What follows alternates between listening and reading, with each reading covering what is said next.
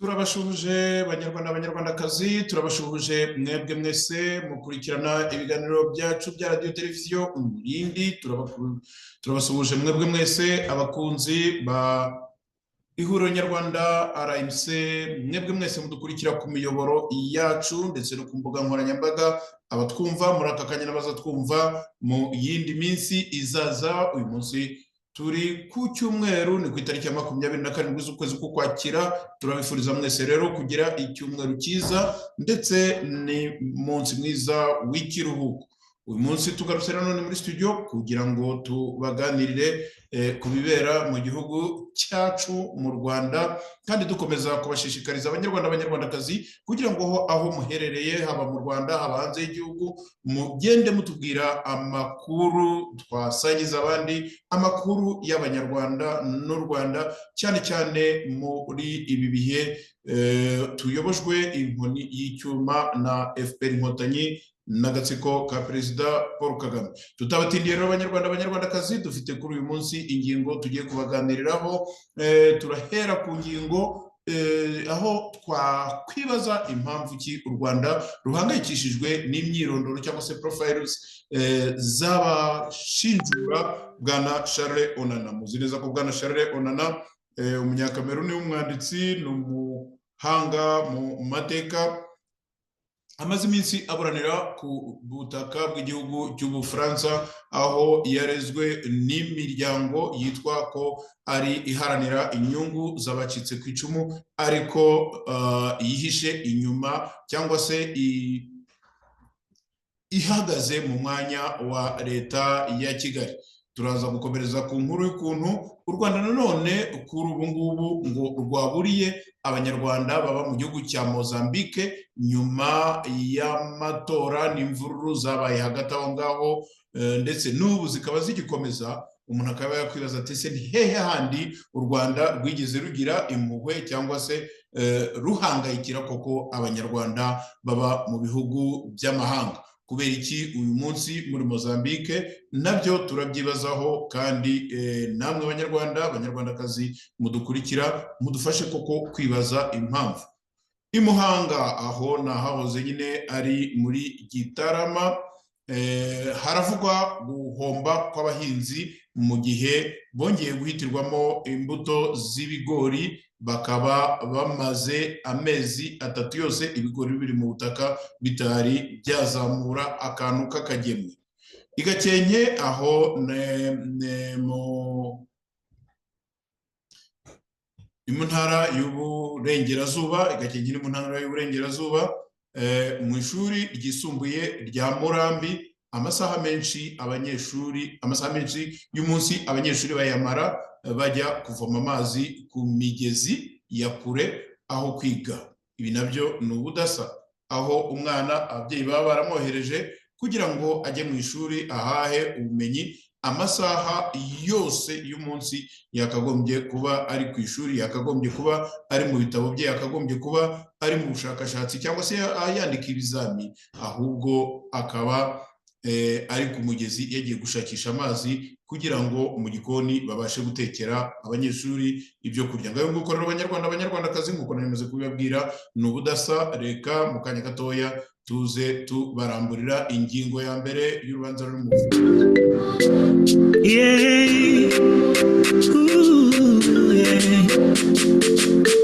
RNC amaraso majyana ubuyobozi bushaye, tuyitezeho byinshi dore ko bafite imigambi hamye, twese hamwe nta kabuza tuzatsinda. Twese hamwe nta kabuza tuzatsinda. Reka dukomeze tureba ibirimo kubera ku butaka bw'u Rwanda ndetse naho abanyarwanda baherereye mu bihugu by'amahanga. Duhereye rero kuri runo rubanza rwo mu Bufaransa rw'umuhanga kandi w'umwanditsi bwana Charles Onana, ruhangayikishije cyane leta y'u Rwanda, leta ya Kigali. Ibifobaganiro bikaba byamaze byibasiye bikomeye abatangabuhamya bari ku ruhande rushinjura bwana Charles Onana. Ruriya rubanza rw'umwanditsi Charles Onana waburanishwaga icyaha ngo cyo guhakana cyangwa se gupfobya jenoside yakorewe abatutsi muri 1994 mu rukiko rw'i Paris rwarangiye kuri uyu nyine muri uku kwezi kukwakira itariki ya 11 hategejwe rero umwanzuro warwo. Ariko nubwo hategerejwe umwanzuro mu Rwanda ntabwo agatima kari mu nda, kuko urwo rubanza rwagaragayemo abatangabuhamya benshi barimo abanyarwanda ndetse n'abanyamahanga. Rwatangiye ku itariki ya 7 ukwakira, nyine ruza gukomeza kugeza ku itariki ya 11 ukwakira, rushingiye ku kirego ngo cyatanzwe n'imiryango iharanira ko abazize jenoside n'abayirokotse ngo babona ubutabera nyuma yaho Onana ukomoka mu gihugu cya Cameroon asohoreye igitabo ngo kigoreka ukuri kwaya mateka. Ngo iki gitabo iyo ni inyandiko nyine y'ubufobagane. Icyo gitabo nyine Charles Onana ngo yakise Rwanda, la vérité sur l'opération turquoise quand les archives parlent. Ni nko kuvuga ngo u Rwanda amakuru y'ukuri kuri operation turquoise kubera ko inyandiko zibitswe zibisobanura. Iki gitabo rero kikaba cyarasohotse mu kwakira umwaka wa 2019 hari ku itariki ya 30 kigaragaza ko jenoside yakorewe abatutsi itateguwe. Uru rubanza rwitabiriwe n'abantu benshi barimo abanyarwanda bari ku ruhande rw'abarega n'uregwa. Ibyo rero bavuga ngo bagiye kugarukaho muri iyi nyandiko yabo ngo ni bamwe mu batangabuhamya Onana yari yahamagaje mu rukiko, ari nabo bumviswe cyane. Bamwe muri abo batangabuhamya ngo nabahamijwe ibyaha bya jenoside yakorewe abatutsi, abatavuga rumwe n'ubutegetsi, na bamwe mu Babirigi n'Abafaransa bagiterwa ipfunwe n'ibyabaye batarava ku izima. Aba bantu rero uko ibinyamakuru by'ibifobagane byabatondetse bahereye kuri General Augustin Ndirimana, umwe mu bari abatangabuhamya ba Charles Onana. General Ndirimana wari umuyobozi wa gendarmerie mu gihe cya jenoside yakorewe abatutsi muri Mutarama mu mwaka wa 2000. Urukiko mpuzamahanga rw'i Arusha rwashyize hanze inyandiko yo kumuta muri yombi akurikiranwaho ibyaha bya jenoside, ubufatanyacyaha no kuba icyitso mu cyaha cya jenoside, ibyaha byibasiye inyokomuntu, ubwicanyi nk'icyaha cy'intambara n'ibindi bitandukanye. General Ndirimana yashyikirijwe ubutabera muri 2011 akatirwa imyaka 11 y'igifungo mu rukiko rusanzwe ariko inteko ya ICTR imugira umwere muri Gashyantare 2014. Bivugwa ko Ndirimana yagize uruhare mu icwa ry'uwahoze ari minisitiri w'intebe w'u Rwanda Agatha Uwiringiyimana. Icyo ni ikinyoma cyambaye ubusa, kuko yarabizi neza ngo ko abasirikare b'Ababirigi bamurindaga bakubiswe bakanicwa n'ingabo z'u Rwanda, nyamara ntacyo yakoze kugira ngo abihagarike.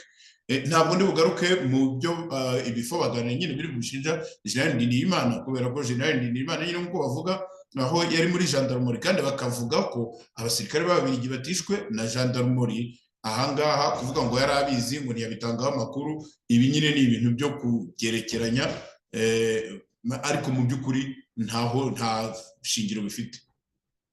Akunze rero ngo kugaragaza mu manza nyinshi z'abakurikiranyweho uruhare rwabo muri jenoside nk'umutangabuhamya, nubwo rimwe na rimwe aca ku ruhande ukuri kw'ibyo azi neza. Ibyo byose niyo yaza mu gutanga ubuhamya agaca ku ruhande k'ukuri azi neza, urukiko aho rwicaye nirwo rwonyine ruba rufite uburenganzira bwo kwemeza cyangwa guhakana ubuhamya bw'umutangabuhamya. Umutangabuhamya kwanza nta n'ushinzwe kubwemeza cyangwa kubuhakana.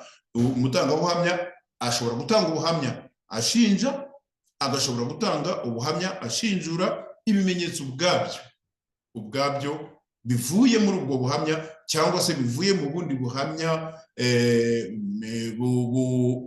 bubangikanye n'ubwo cyangwa bushinjura cyangwa bushinja bubangikanye n'ubwo, ahangaha niho havamo imyanzuro y'urubanza. Ntabwo necessairement umutangabuhamya agomba kuza avuga ibyo ibifobagane bishaka. Nk'umuntu rero ngo wari ushyigikiye Charles Onana ngo nta cyatungura abantu mu byo yavuze birimo guha ishingiro ibyavuzwe n'uwo mwanditsi, kuko igihe yagirwaga umwere yanze kugaruka mu Rwanda. Ikindi ibifobagane bitajya bimenya nuko kuba mu Rwanda cyangwa kutarubamo ni ubushake bw'umuntu, kurutembera cyangwa kutarutembera ni ubushake bw'umuntu. Kuki mwirwa mushinyitse amenyo mutegereje ngo umuntu aragaruka mu Rwanda niba muzi ko yahanaguwe w'icyaha, mukaba mwemera ko yahanaguweho icyaha n'urukiko rubifitiye ububasha? Ikindi mukurikiranyeho ni iki? Niba noneho General Ndirimana koko wenda urukiko rwaramubereye ariko rukamurekura, nimushaka ubundi buryo mumufata, nimushaka ubundi buryo mumushinja, nimujurire, nimugire ukundi mubigenze. Ariko bitabaye ibyo, kwirukanka ku muntu ngo ahaha ngo nuko ngo atagarutse mu Rwanda, ndumva ibyo ngibyo atari byo byamubuza nanone kandi kugira uruhare cyangwa se kuba yatanga ibitekerezo bye ahantu hamwe cyangwa ahandi, kubera ko mwebwe mutamukunze cyangwa kubera ko mwamukaniye mwamwifurije gupfa. Imana igakinga ukuboko, nta gitangaza kirimo rwose. Ibi ngibi nzi, hari n'abandi nzi imanza za Arusha ndumva narigeze kuzibonaho, hari n'abandi nzi rwose banahanaguweho ibyaha ariko u Rwanda n'ubu rugikubita agatoki ku kandi. Ibi ni ubupagani, ni ubushenzi cyo gukora. nanjye mvuze ngo ni ubupagani, ahubwo ni ubushitani. Reka dukomeze. Nyuma ya General Ndirimana hari General Habyarimana Emmanuel. General Habyarimana Emmanuel akaba ari umwe mu babaye mu gisirikare cy'u Rwanda nyuma yo kubohora igihugu, yaje kuba minisitiri w'ingabo. Icyo cyonyine, nyuma yo kubohora igihugu ku mugani wanyu nk'uko mubyita, yaje kuba minisitiri w'ingabo. None uzi kandi niba yaraje kubabera minisitiri w'ingabo mukaba mwaremeye gukorana nawe, igitangaza kiri hehe? Uyu muntu icyo mumunenga ni iki? Nyuma yo gukurwa mu nshingano muri 2003, General Habyarimana yahise ahunga. N'umwe mu bashishikarizaga abaturage gahunda y'ubumwe n'ubwiyunge mu Banyarwanda mu rugamba rwo kongera kubaka igihugu mbere yo kugihunga. It is true, ni kimwe n'abandi nkatwe yashishikarizaga abaturage kwiyunga, ariko iyo gahunda murayibangamira. Ahangaha iyo mbonye abantu nk'aba ngaba bashinjwa cyangwa se ibintu baba babavugaho, cyane cyane nk'aba bantu baba barigeze no gukora muri leta ya FPR Inkotanyi. Umuntu yabaye hariya ari generali, mwese mumuregera agatuza mutangira amasaruti, mumunaniza mu kazi ke. Ibyo kuvuga ngo mwamuvanye mu nshingano, mwese nta n'uzazigumaho by the way, kuko nta n'uwazivukiyemo, ariko noneho niba mwaramuvanye muri izo ngirwa nshingano zanyu, mukwiriye no kumuha amahoro akikorera ibyo ashaka, akiberaho uko ashatse.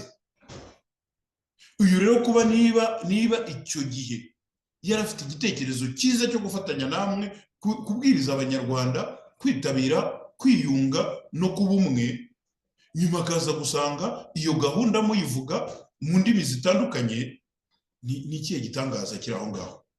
Ngo nyuma yo kwerekeza rero ubwotamasimbi, ibyo ni ibifobagane bibyandika, ngo ahisemo inzira y'amacakubiri, kubiba urwango ndetse n'ingengabitekerezo ya Jenoside yakorewe Abatutsi. Ibi nta gihamya, nta cyemezo kibimuhamya. Ngo kugeza ubu aracyari mu buhungiro kuva muri 2003, ngo kandi akomeje kubiba guhembera ingengabitekerezo. Ibyo byose murimo mumushinja, nimufata inzira mwegera inkiko mubimureke, mutange ibimenyetso. Nimara gutanga ibimenyetso, naho kuvuga ngo akomeje, so what? Icyo muri bubikoreho ni iki? Ko atari mu maboko yayo, ko afite uburenganzira bwo kuba aho ashaka, kandi ko igihugu kimucumbikiye cyangwa se igihugu abamo cyamuhaye ibyangombwa bikenewe kugira ngo abeho nawe nk'undi muntu, agira amasaziro meza, dore ko ageze no mu zabukuru. Undi wa gatatu bavuga ahangaha ni Jean Marie Ndagijimana, ambasaderi Jean Marie Ndagijimana, Jean Marie Vianney Ndagijimana. ngo ntabwo ari izina rishya mu matwi ya benshi. Ibyo ni bifobagana bivuga ngo mu matwi ya benshi bakurikiranira hafi politiki y'u Rwanda. Jean Marie Ndagijimana yigeze kuba ambasaderi w'u Rwanda mu Bufaransa mbere ya jenoside yakorewe abatutsi, akaba akomoka mu ishyaka rya MDR ritavuga rumwe n'ubutegetsi bwa perezida ritavugaga rumwe n'ubutegetsi bwa perezida Juvenal Habyarimana nyuma ya jenoside. Ni umwe mu biyambajwe na guverinoma y'ubumwe, dore ko atari ku gice cya MDR cyagize uruhare muri jenoside, aza kuba minisitiri w'ububanyi n'amahanga.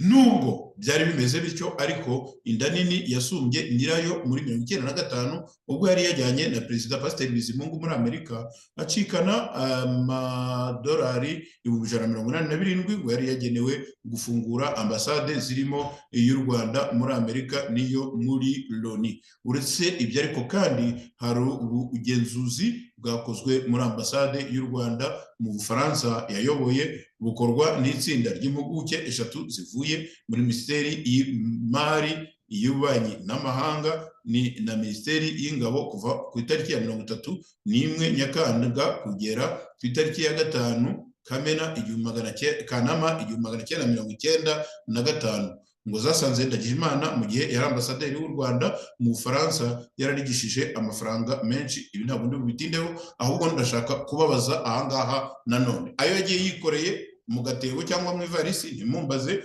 ntabwo ndi buyavuge, ariko ndagira ngo mbabaze kandi mbahe urugero ahangaha muri Afurika du Sud. Niba ambasaderi Ndagijimana umunsi mwazaga kumugira ambasaderi, umunsi mwamugiraga minisitiri w'ububanyi n'amahanga, yarakubutse muri ambasade, uwo munsi mutari mwakamubonyeho ko yaba yararigishije amafaranga yo muri ambasade ya mbere yuko mufata ubutegetsi. Ibyo rero biravuga ngo kwanza ari abagiye kujya kumukorera iryo genzura muri 1995 kuva muri Nyakanga kugeza muri Kanama, ndabona yari iminsi 5. Niba abo bagiye kumukorera igenzura ari abari bavuye muri leta nshyashya iyo mwari mumaze gushyiraho, bakajya kumukorera igenzura dabo, umunsi ambasaderi yavaga muri ambasade, ko ambasade zahise zifunga mukimara gufata ubutegetsi ku ngufu, mukimara guhanura indege ya perezida, ambasade zarafunzwe.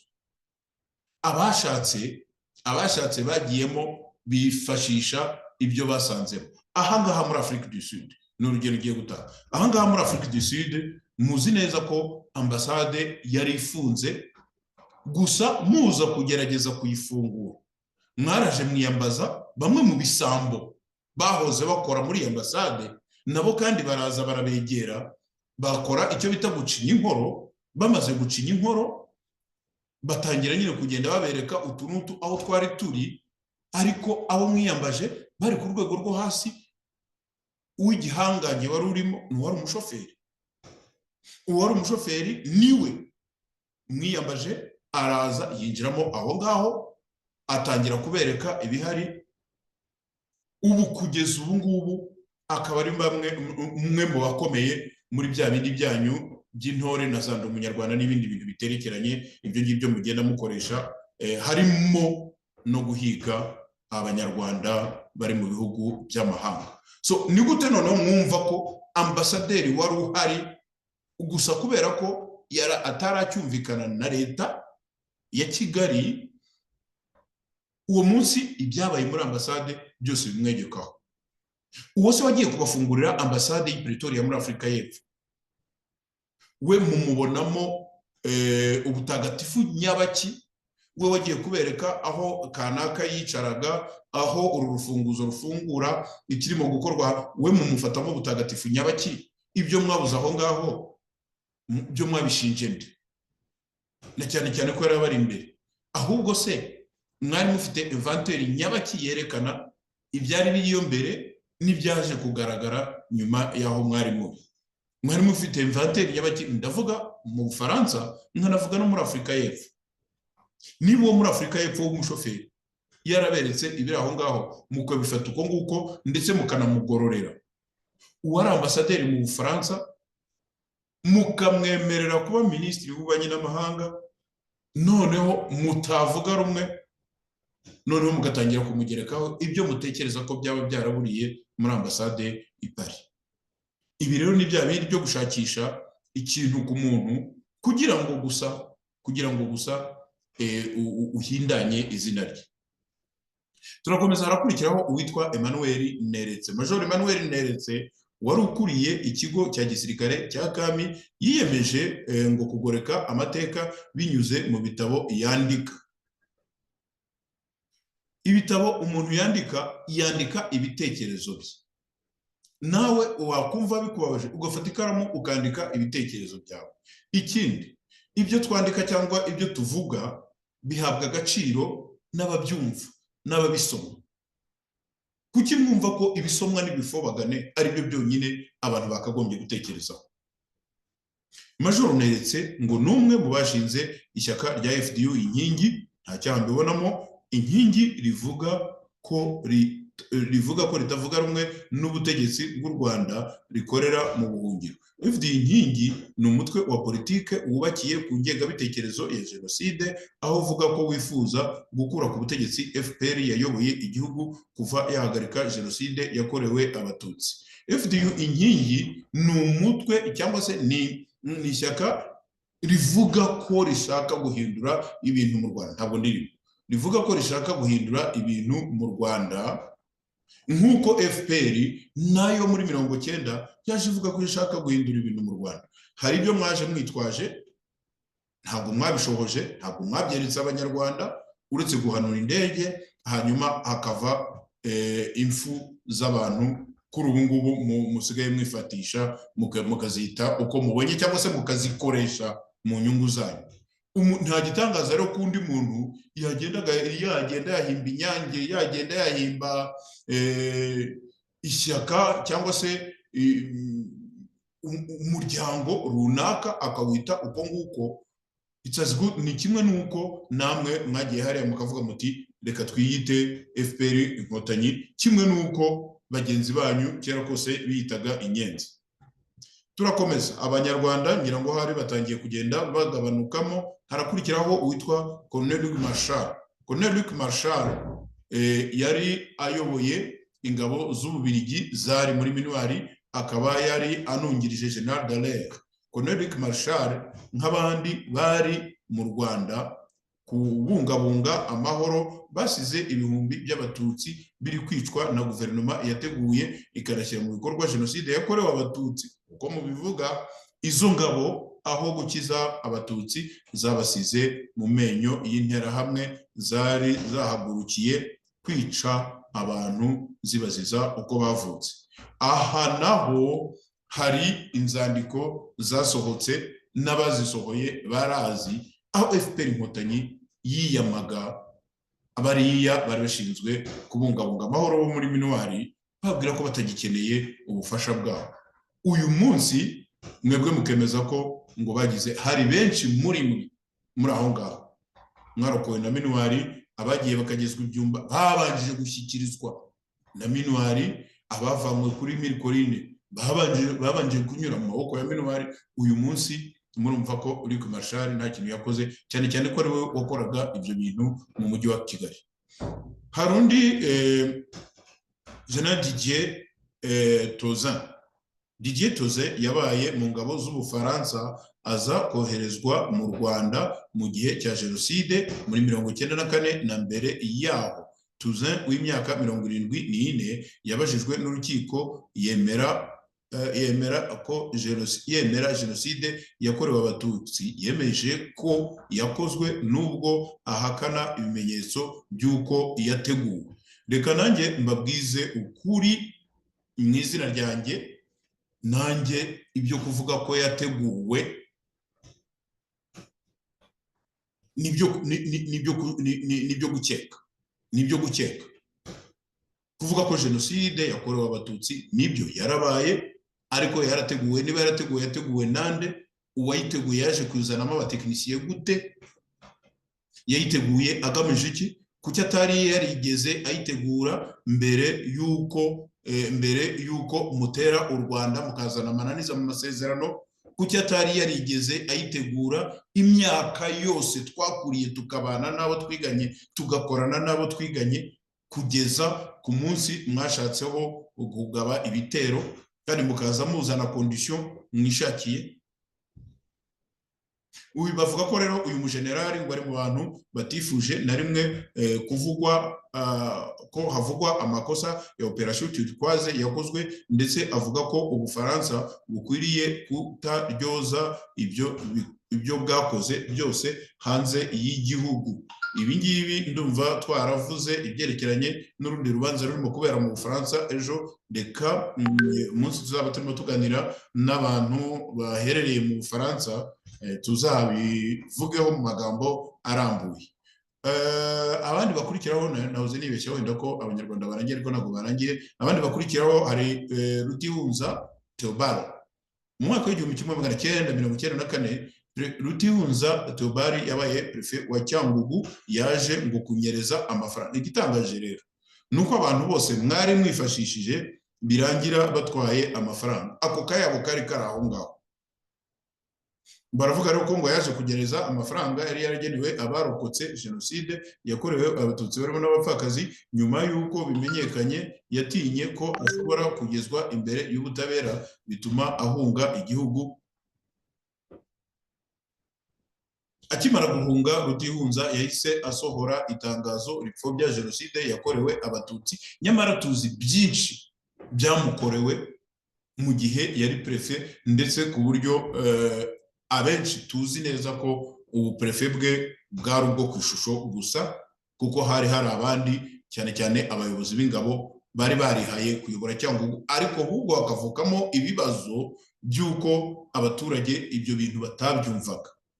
Kuba ibyo bintu abaturage batarabyumvaga, kuba bataragenderaga ku mabwiriza y'abayobozi b'ingabo mu duce tugiye dutandukanye muri Cyangugu, nibyo ahubwo byakurura ishyano prefe Rutihunza, cyane cyane ko yari uwo muri ako karere kandi akaba ari umuntu bari basanzwe bazi. Ntabwo ari umuntu w'ikimanuka, ariko noneho kugira ngo umuntu w'ikimanuka nk'abo, ndavuga abo bayobozi b'ingabo, kugira ngo aze n'igitsure cyinshi n'iterabwoba atangire kubwira abaturage ibyo bagomba gukora, obviously ni ikintu cyumvikana ko bagomba kwibaza igitumye prefe wabo abuzwa gutanga amabwiriza.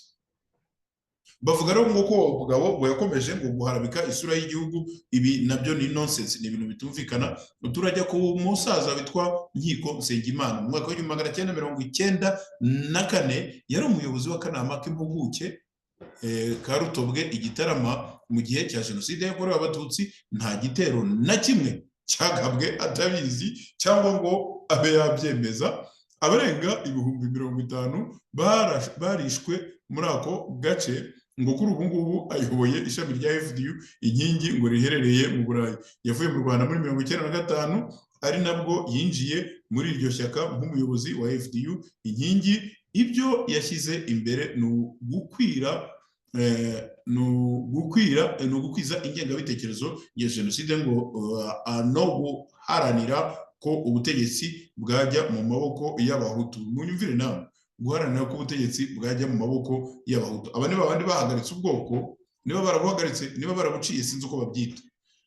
Imbere y'urukiko yahakanye ko habayeho umugambi wa jenoside yakorewe abatutsi, yahakanye ko habayeho gutegura tutafe, ahubwo avuga ko FPR itashakaga gusaranganya ubutegetsi, ahubwo yari ishyize imbere intambara, uretse n'intambara yari ishyize imbere kwicana.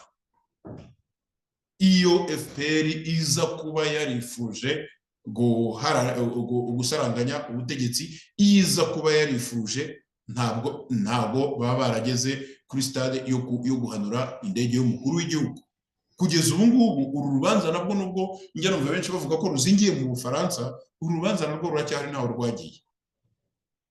Hari undi rero witwa General Jean Claude Lafourcade, ngo kuri ubu uri mu kiruhuko cy'izabukuru, ariko akaba yarayoboye abasirikare b'Ubufaransa bari mu butumwa mu Rwanda biswe operation turquoise, bahawe na Loni, bavuga ko ari ubwo gutanga ubutabazi ari ubufasha bwo gutanga ubutabazi ngo bari mu kaga mu 1994 kuri we yavuze ko operation turquoise yatabaye abantu bose baba abahutu baba n'abatutsi ngo yari yugarijwe n'abasirikare ba FPR bifuzaga kubagabaho ibitero. Ibyo ariko bitandukanye n'ukuri nyine kwa FPR birumvikana kuko ngo bavuga ko abo basirikare ngo aho gutabara abatutsi bahigwaga ahubwo bafashije abakoraga jenoside yakorewe abatutsi mu guhungira muri Zaire nyuma yo kubona ko bakomeje gutsindwa n'ingabo za RPA zari ziyemeje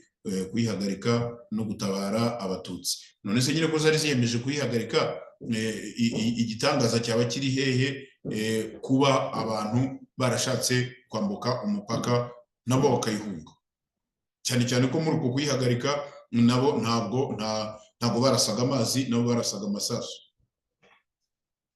Undi ni witwa Joanne Swinen, akaba ngo akunze kwitabazwa n'abaregwa ibyaha bya jenoside. Mwumve, umuntu akunze kwitabazwa simply gusa kubera ko ibyo abazwa yabibonye, ibyo abazwa abizi, igihe byabaye yarahari. Ariko none ngo akunze kwitabazwa, wagira ngo yaremwe kuva yaremwa cyangwa se kuva yavuka, wagira ngo yaremwe yarateguriwe kuzitabazwa muri izo manza. None se iyo zitaba se, iyo sibyo bitaba, yari kubarizwa hehe? Uyu bavuga ko rero ngo mu rubanza rwa Onana ngo yemeje ko habaye jenoside yakorewe abatutsi, ariko avuga ko nta wahakana ko n'abahutu bishwe, bityo ko uwabivuga ataba ahakana jenoside yakorewe abatutsi. Tutafe mu Rwanda kuba jenoside yarakorewe abatutsi ntibivuze ko abahutu batishwe. Kuba uvuga ko abahutu bishwe ntibivuze ko abatutsi batishwe. Ibyo Ambasaderi Swinen avuga ngo bishingiye ariko kukuba mu myaka 4 yamaze mu Rwanda ahagarariye igihugu cye yaramenye neza imyiteguro n'imigambi kuri jenoside yakorewe abatutsi, nyamara ntagire icyo abikoraho ngo ahagarikwe. Kuri ubu yahisemo kwifatanya n'abahakana bakanapfobya jenoside yakorewe abatutsi. Murumva abanyarwandakazi, ntabwo nshaka gusoma ibigambo birebire by'ibi bifobagane.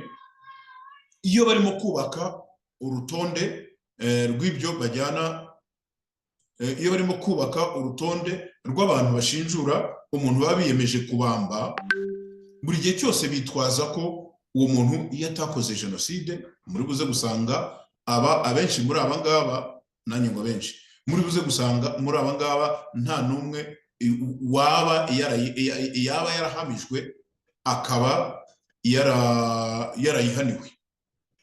Kandi n'Imana bavuga baje gusanga icyaha kitamureba bakimuhanaguraho. Abo bandi bavuga bibye amafaranga bagize gute, ntaho barimo kwerekana bagiye kuri za bariyeri. Uriya nkiko Nsengimana bavuga kuba yarari muri ako kanama ka komine Rutobwe ntibivuze ko abari mu kanama ka komine Rutobwe bose bikoreye imipanga cyangwa amasasu n'imbunda cyangwa se bubatse za bariyeri.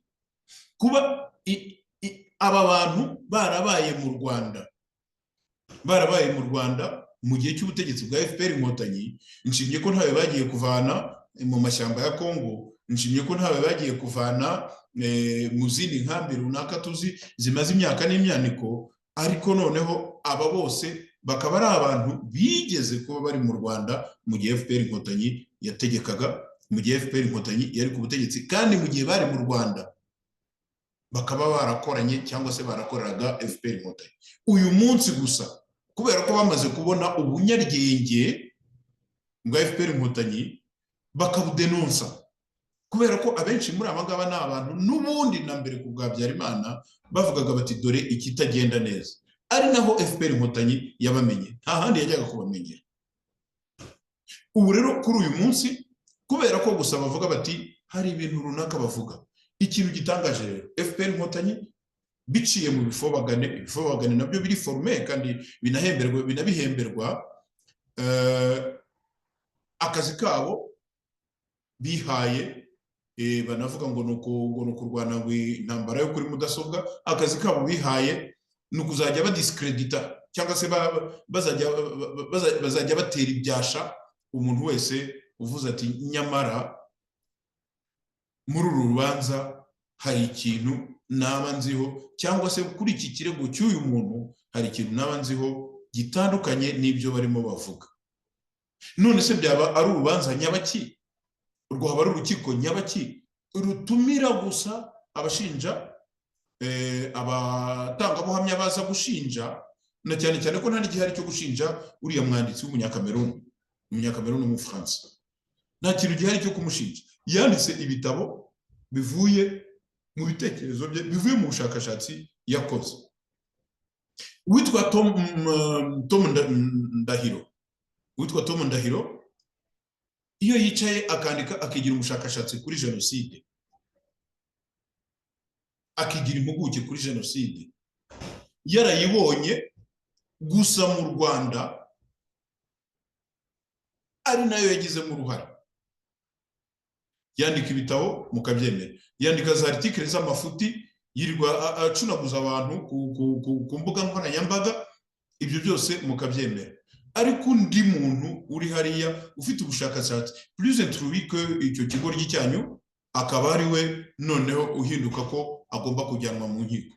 Ubwo ni butabera nyabaki? Ahubwo sizo nkiko muzigira mwiki? Mwagiye mumukatira mukamubamba, mukazana garutine, mukamuca umutwe bikarangira, aho kugira ngo mujye kwifashisha inkiko zo mu Bufaransa. Banyarwandakazi, ngibyo rero, icyo nicyo gihugu rero tubayemo, icyo nicyo gihugu.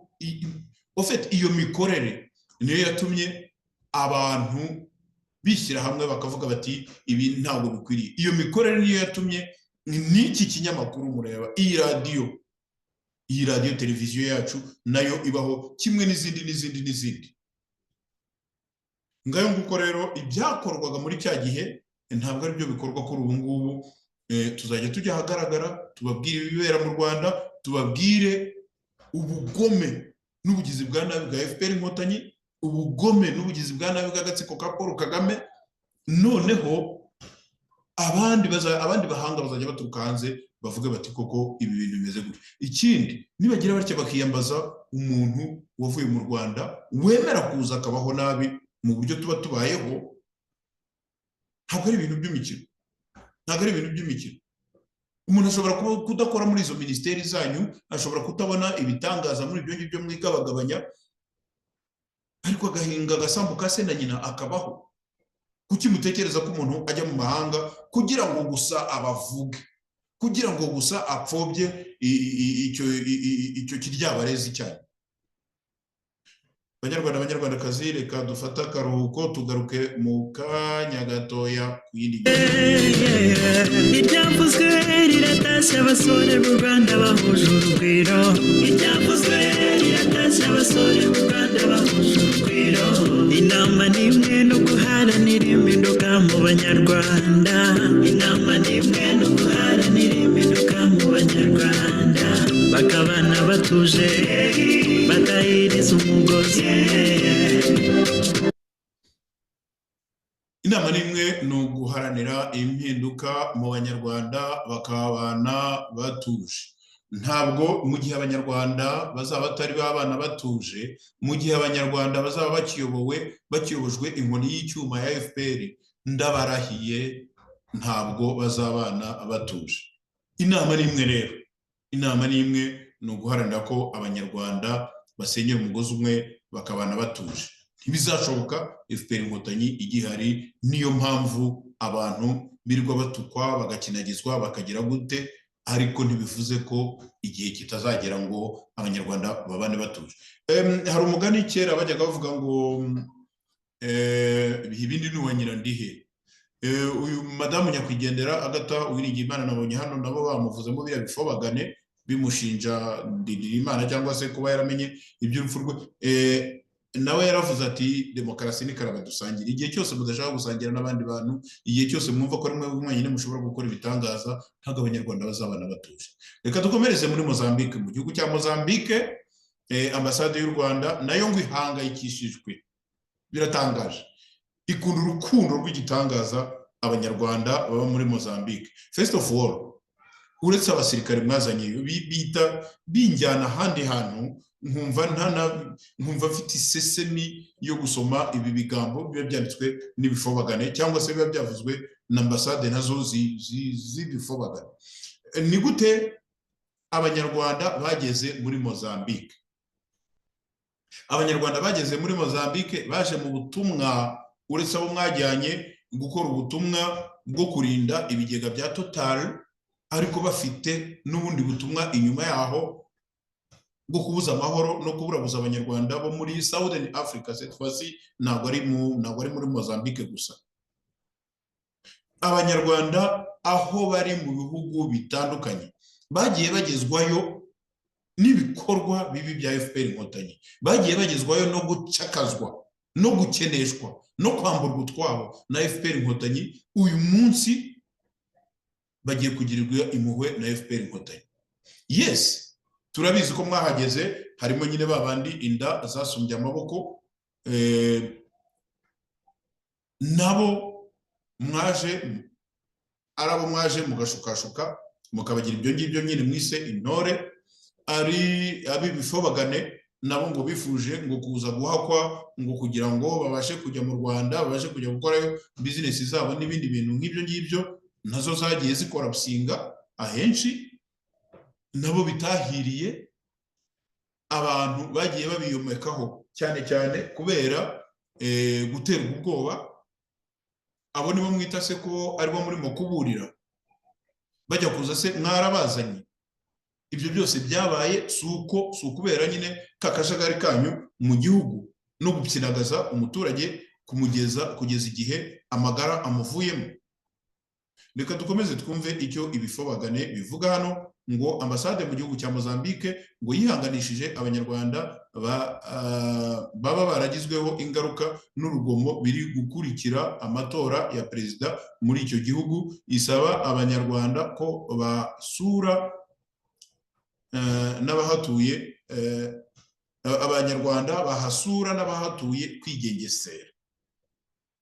Bakomeje bavuga ibyerekeranye n'amatora ayo nari nayababwiye umusibejo, uko amatora yagenze n'ibindi, ko ku itariki ya 24 ni ukuvuga ku wa 4 aribwo hatangajwe nyine amajwi n'abaye perezida. Aba rero haje kugaragara ko uwatsinze n'uwatsinzwe, umwe muri bo yaje gutangaza ko yibwe amajwi, imyigaragambyo igatangira. Amakuru dufite muri Mozambique ni hirya ahangaha, ni ahantu umuntu agenda akarashyitse. Amakuru twaje kumenya nuko muri iyi myigaragambyo, murabizi FPR buri gihe irusahurira mu nduru, muri iyi myigaragambyo hanagaragayemo cyane cyane mu bikorwa byo gusahura no gutera amaduka mu mijyi inyuranye, hanagaragayemo ukuboko kwa FPR Inkotanyi cyangwa se intore ziyihomereye. Hari c'est vrai, hari n'amaduka make y'abanyarwanda bari muri Mozambique nayo yibasiwe arasahurwa. Ibyo ni ukuri, ariko se ayasahuwe ni ayabande, bari ku ruhe ruhande? Iryo nzi nshobora guhagararaho ni iduka ry'umugabo witanze muri FPR Inkotanyi amaze kwicirwa abavandimwe babiri, aremera yigira intore kugira ngo yigurire ubuzima. Izi ntindi rero nazo ni inyaryenge, baramucunze babona ko mu by'ukuri azanwa gusa na cya kijisho cya warupyisi nk'uko tujya dukunda kubivuga mu migani. Babona ko azanywe n'igitsure no kugira ngo arengere amagara ye. Byarangiye uwo mugabo nawe ari mu basaho. Ntabwo nshaka kuvuga amazina, nimvuga gusa ko yari amaze kwicirwa abavandimwe babiri kandi nabo bari batunze bikabije muri Mozambique, uwo ari we barahita bamumenya.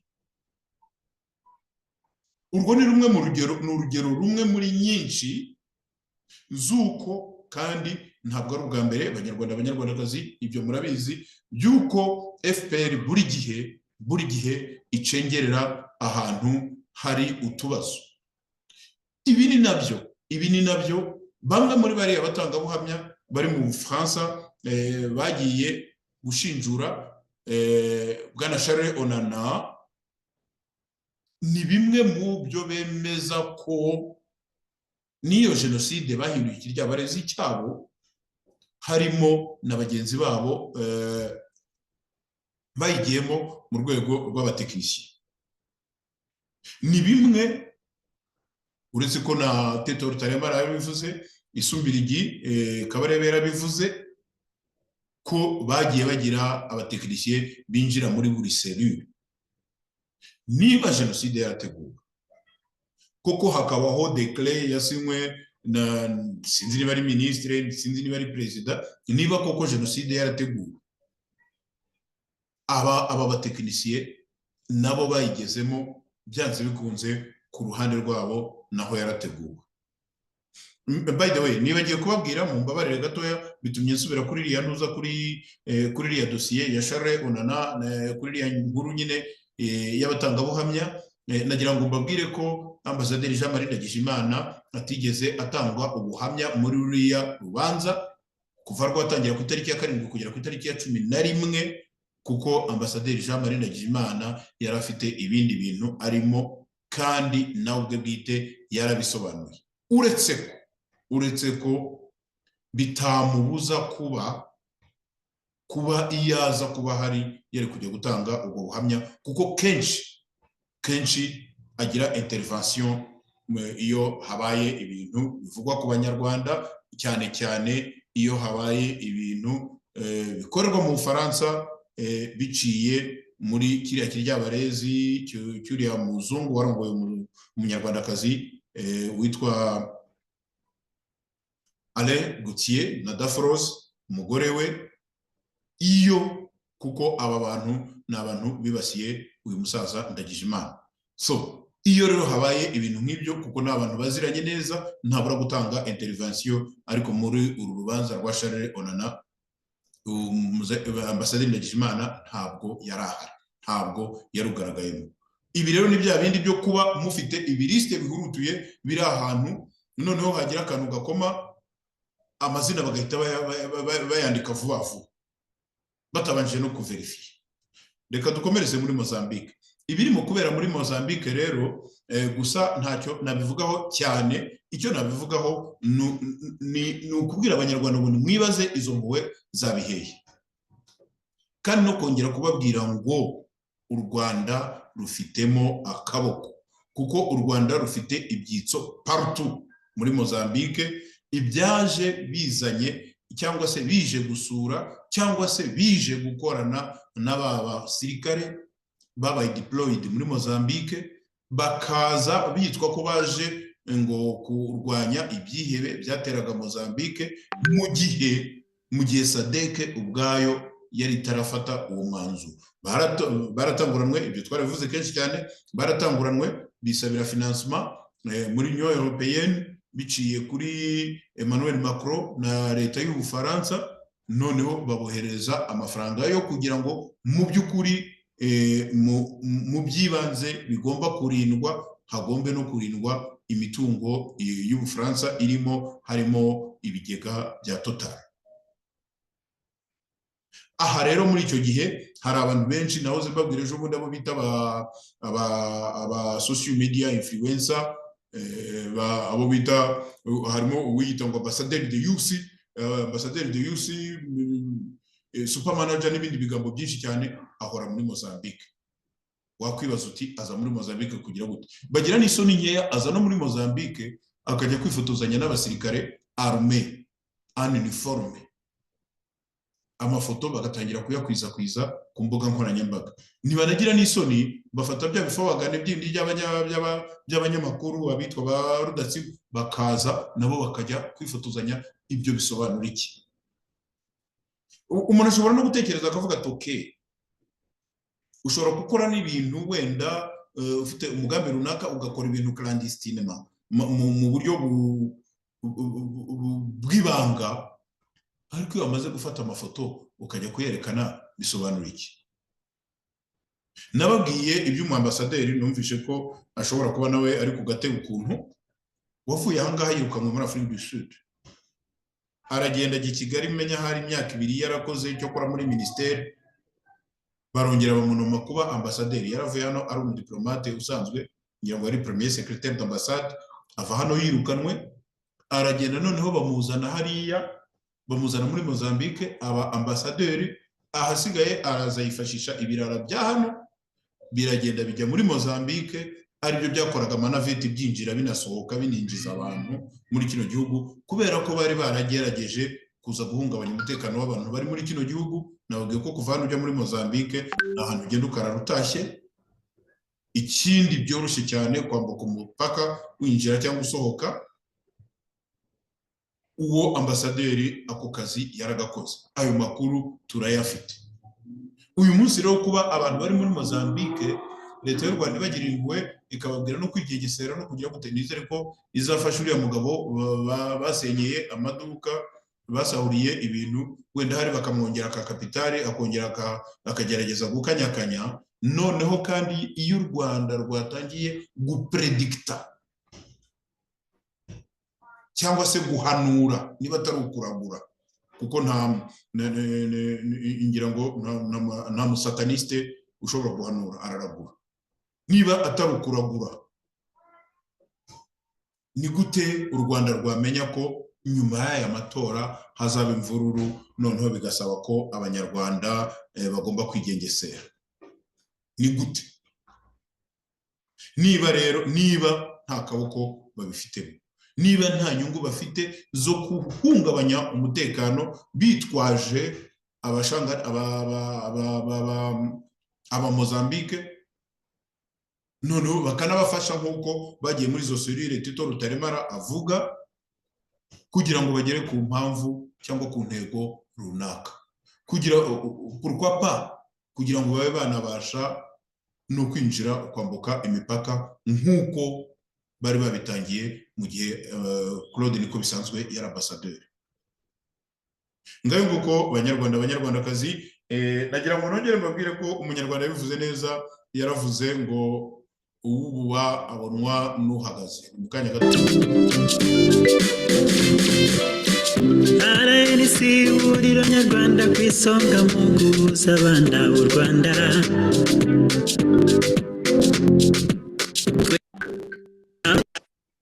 Reka dukomeze twigire noneho mu guteka mutwe bwa FPR Inkotanyi mu baturage, mu bahinzi borozi, aho mu by'ukuri iyi politike yaziye yo gutegeka abaturage guhinga ibihingwa leta ishaka, nabo bita ngo ni ibihangange by'abashakashatsi, birengagiza icyitwa ingandurarugo. Niko kuvuga icyitwa ikintu umuturage yahinga, noneho nimugoroba akaza gusoromaho cyangwa se akaza kuba yasaruraho dukeya, agashyira ku ziko agateka, akabona icyo ararira n'abana be.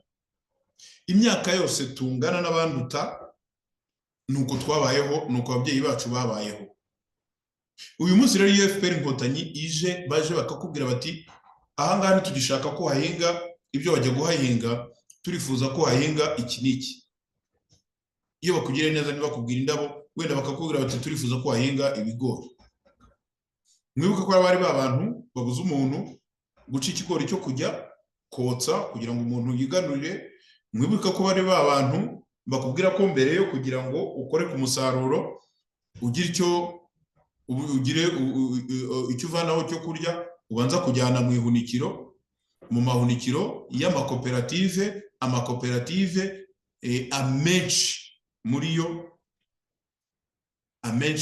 yo y'inkeragutabara cyangwa se inkeragutabara zifitemo imigabane. Mwene hahandi ujyana mu ihunikiro ikintu cyawe winjije gifite agaciro k'amafaranga 5, wewe wajya kukigura ngo ubone icyo urarira ukakigura ku mafaranga 50. N'urugero ntanze juste ruje gutyo.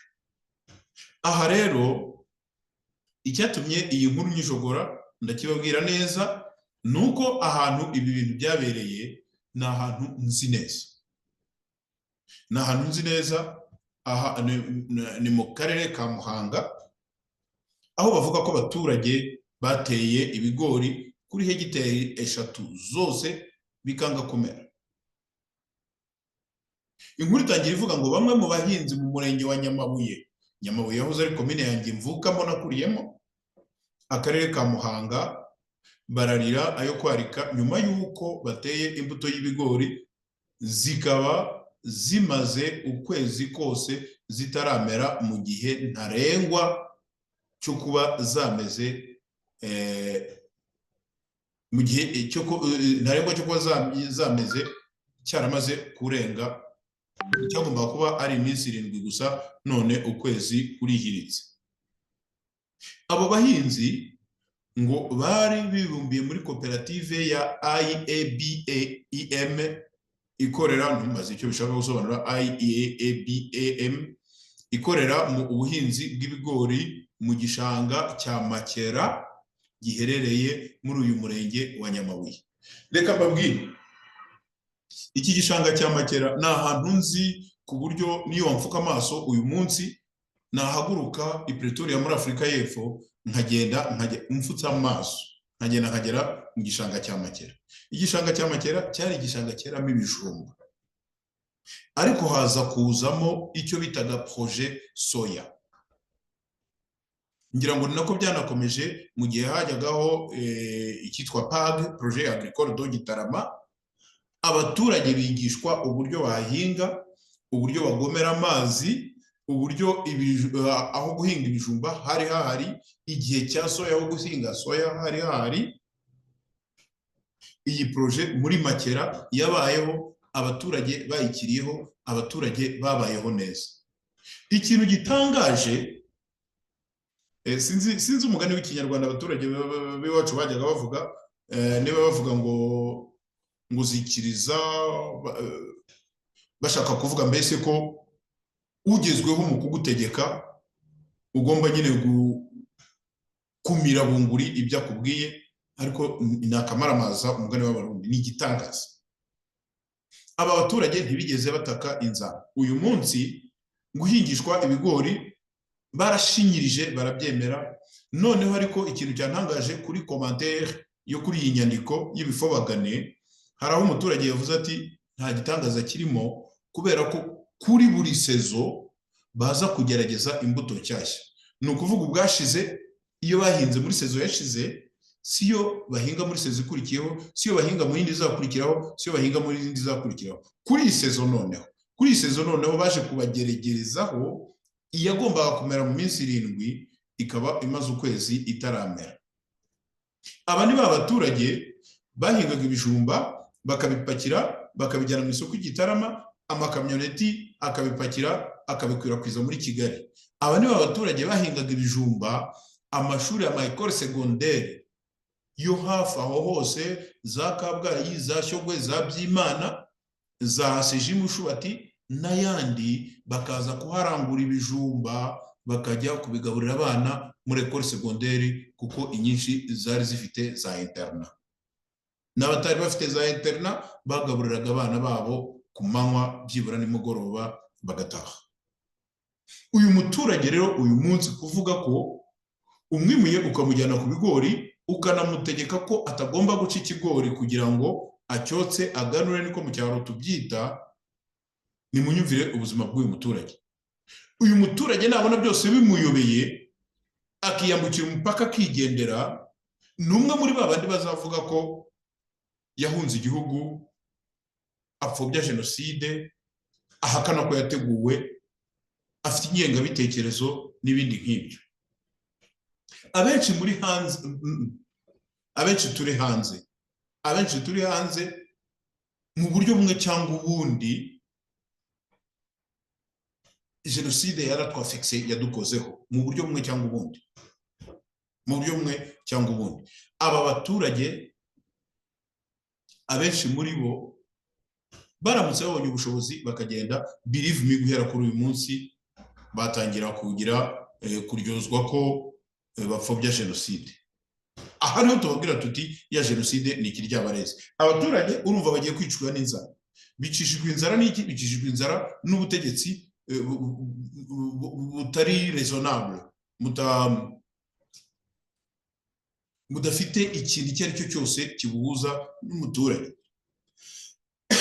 Ngo bavuga ko iyi mbuto yanze kumera, ngo bayifatiye muri koperative yabo, ni ukuvuga nyine barabanza bakabarunda hamwe muri ibyo bise za koperative, bamara kubarunda hamwe muri ibyo bise za koperative, bajya kubaha ubwo burozi bakabubahera rimwe. Aha ni hahandi bavuga, umuzungu avuga ngo ni to make sure, kugira ngo babe sure ko ntawe uzahinga akanyuranye nako, noneho igihe kizaza cyo kubahombya ntihazagire n'umurokoka. Ni ukuvuga babashyira hamwe bakabahera imbuto hamwe muri koperative, bakagenda bakajya guhingira hamwe muri koperative, noneho bahomba bagahombera rimwe bose. Noneho ngo bakaba rero muri iki gihe abaturage bifuza gufashwa kubona indi mbuto iyisimbura. Mwibuke neza ko bamaze ukwezi kose barahingiye ubusa, bivuze ko niyo bahita bazanira imbuto ivuye mu ijuru, bazasubira mu murima bajye guhinga, imibyizi biragiye, abatanga amafaranga babe batanze amafaranga, ibihombo murumva aho biva naho bijya. Witwa Bizimana Antoine, umwe mu bahinzi bahuye na kiriya kibazo, avuga ko ngo nta gikozwe ngo bafashwe kubona indi mbuto yo gutera hakiri kare, byazabatera igihombo, byazabatura mu gihombo. Igihombo already cyarabonetse. Ati nateye imbuto y'ibigori kuri are zirenze 20, ntihagira na kimwe kimera, ku buryo ubu ndi kubagara igihombo cy'abahinzi. Ni ukuvuga yarahinze aratera, none ageze igihe cyo kubagara aracyarimo arahomba. Igihombo cy'abahinzi nakoresheje ifumbire nashoyemo, muri make tudafashijwe kubona indi mbuto hakiri kare, ibihombo ndi kuvuga byahita byikuba kubera gukererwa mu buhinzi. Witwa Dorinshuti Jean Damascene nawe avuga ko imbuto y'ibigori yateye yanze kumera, akaba asaba ubuyobozi kubafasha kubona indi mbuto. Wumve nta kindi bisabira, barisabira kubafasha kubona indi mbuto, ibindi bisigaye ntubabaze. Ati ndi mu bahinzi bahuye n'ikibazo cyo gutera imbuto y'ibigori yanga kumera, kuko mfite are zirenze 22 nanjye zanze kumera, ku buryo koperative n'ubuyobozi bikwiye kudushumbusha indi mbuto yo gutera tutarakererwa mu buhinzi, nubwo twamaze kugwa mu gihombo cya mbere cy'ibyo twari twashoye. Witwa Kayitare Jacqueline, umuyobozi w'akarere ka Muhanga, yasabye ubuyobozi bwa koperative IABEM ko bidatinze aba bahinzi bagomba kubona imbuto yo gutera vuba, bitarabatura mu gihombo.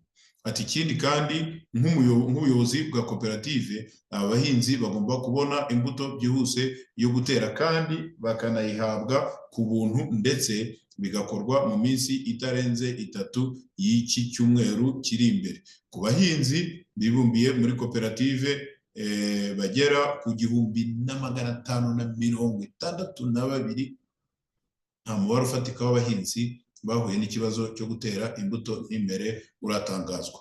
Gusa umuyobozi w'iyi koperative witwa Uzamukunda Yukunda yemera ko icyo kibazo gihari, ndetse ko bagendeye ku nama y'ubuyobozi bw'akarere kizatangira gukemurwa bitarenze itariki ya 28. Nanjye ndabikurikiranira hafi. Nabwiye ko ahangaha ari muri komine Nyamabuye, ni muri komine y'iwacu, bo bahita ngo ni mu murenge wa Nyamabuye. Nanjye ndabikurikiranira hafi, ibi bizakorwa bitarenze ejo, nzabibamenyesha. Muhaguruke vijana na wazee nyote amukeni, tusonge mbele kwa mapambano, tutashinda. Morale juu juu, RNC ni chama, jiunge nasi tukomboe Rwanda, ni twebwe musingi wo kubaka batubyaye. Igakenke nahahoze ari muri komine Murambi. Ku batahazi ni ahantu na kuba tahazi muzarebe uwitwa Gatete, ni Murambi kwa Gatete, nicyo ngiye mvugira. Ngewe nta ruhande ngira mbogamiye, sinatinya kubabwira ko Gatete yarimbuye abantu, nge namwiboneye n'amaso yanjye. So byinshi muri bimwe mvuga nta ruhande mbogamiye, uwishe n'abishe n'ahiciwe aha ndabivuga byose. Igakenyero kwa Gatete muri Murambi, hari groupe scolaire yitwa Murambi ya kabiri, aho abanyeshuri aho kwiga bamara igihe kinini cyane ku mugezi bagiye kuvoma amazi. Ababyeyi barerera mu rwunge rw'amashuri rwa Murambi ya kabiri ruherereye mu murenge wa Rusasa, akarere ka Gakenke, bavuga ko abana babo iyo bageze ku ishuri aho gusubira mu masomo boherezwa kuvoma amazi akoreshwa mu kigo, bategura indyo yabo no mu yindi mirimo y'amasuku. Mbabwira izi ngingo nababwiye nti ibi ni bya bintu abantu bita ubudasa.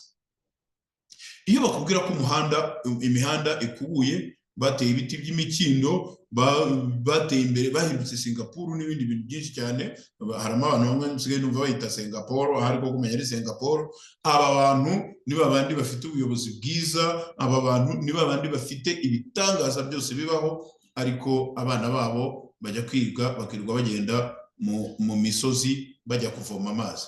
Umuntu akibaza, mu karere ka Gakenke amazi yari ahari, amasoko yari ahari, yagiye hehe? Habaye bya bintu byo kuvuga ngo turashaka turazana za robine, turazana ibiki, turabegereza amazi. Muri aka karere ka Gakenke nzahagarukana waba amakoperative y'imiceri, aba bana iyo bagiye ku ishuri, kera abigaga muri APECOM ndayizi, banywaga amazi avuye hehe? Batekerwaga n'amazi avuye hehe? Andi mashuri ari hafi aho ngaho, ibigo nderabuzima biri amazi yavaga hehe? Abaturage batuye aho amazi bakoreshaga yavaga hehe? Ni gute uyu munsi noneho ikigo cy'ishuri groupe scolaire kidafite amazi, naho bashobora kuyakura hakaba ari kure cyane, abana bakaba biruka imisozi? Aba babyeyi batakamba rero, nubwo batakamba mu kanya gatoya bakagaruka basingiza icyo kiryabarezi cyabo ngo leta y'ubumwe, bakagaruka basingiza ibyo babakoreye, bagahinguka bose za timu pike n'ibindi bintu biterekeranye nk'ibyo byose.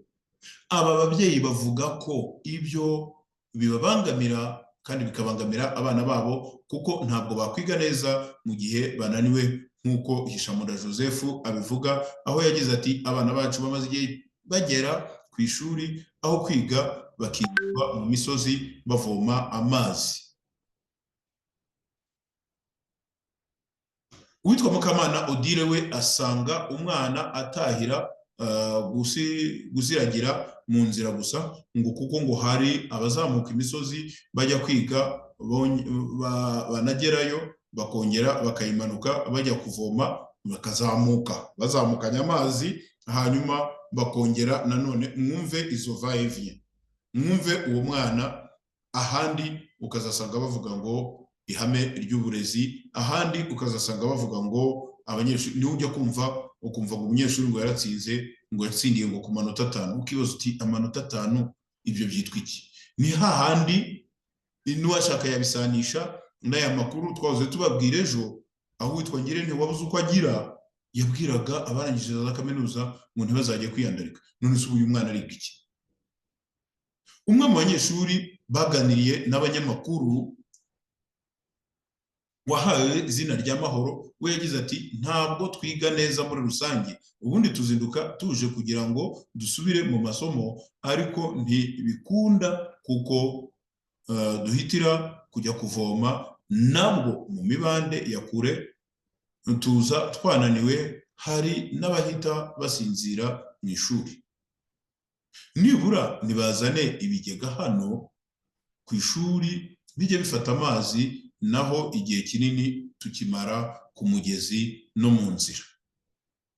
Bamwe mu baturage bakoresha ivomo bahuriraho n'aba banyeshuri bavuga ko bibabangamira nabo, kuko ngo iyo abanyeshuri bahageze ku mugezi ntawongera kuvoma atari umunyeshuri, nk'uko uwitwa Madamu Mukandemezo Jeanne d'Arc abivuga. Nimwumve namwe niba ari ivomo runaka ryagenewe isibo cyangwa umudugudu, ibyo bizina by'ibyaduka ntabyo nzi, ariko mwibuke niba ari ivomo runaka ry'abaturage batuye muri kano gace, ongera ugerekeho abanyeshuri 100 cyangwa 100 baza gutora umurongo n'amajerikani yabo. Wibaze igihe uwo muturage azavomera, atanu tuzi two kujya kumesa, atanu tuzi two kujya guteka, n'abashe kuba yakwinjira mu yindi mirimo. Iyo rero niyo ya Singapore ya Afrika, aho niho abaturage badindirira, kuko umuturage utazabasha kuvoma amazi ngo agende ajye mu rugo aze gutegura n'umwanya wo gukora ibindi bintu, no kuba yafasha abandi bana batari abo ngabo bagiye kwirirwa bavoma, uwo muturage nta terambere ategereje kugeraho. Aha rero abanyarwandakazi ni hahandi twicara. Abantu benshi baravuga bati iyo uvuze ibintu nk'ibyo ngibyo uba wanga u Rwanda. Ahubwo se ninde wanga u Rwanda kurusha umuntu muzima utinyuka kuvuga ngo yongereye amashuri, ariko kongera amashuri adafite facilite, adafite ibikenewe. Ese ubu twibaze aba bana bajya kuvoma amatuwarete yabo ameze ati, ubuse bavoma amazi bakavoma nayo gushyira muri tuwarete, cyangwa baracyafite amatuwarete amwe bashyiraho ibiti 3, noneho aho umuntu yitumye mu kwezi kwashize ukahabona mu mwobo, nawe ukaza wirukanka ucunga aho uri bwitume. Uwo mukino nagira ngo wararangiye. Ngiye kera nkiri umuforomo mu Rwanda twajya dukora ibyo bita visite à domicile, izo za toilette twari twaraziciye. Ubuse uyu mwana aho kugira ngo yirirwe muri ibyo ngibyo, ntibyarutwa nuko ababyeyi bamusubirana bakamujyana muri iyo mirima y'ibigori bitamera, wenda akagira icyo afasha ababyeyi, kuko nta bumenyi ateze kuzakora muri iriya shuri.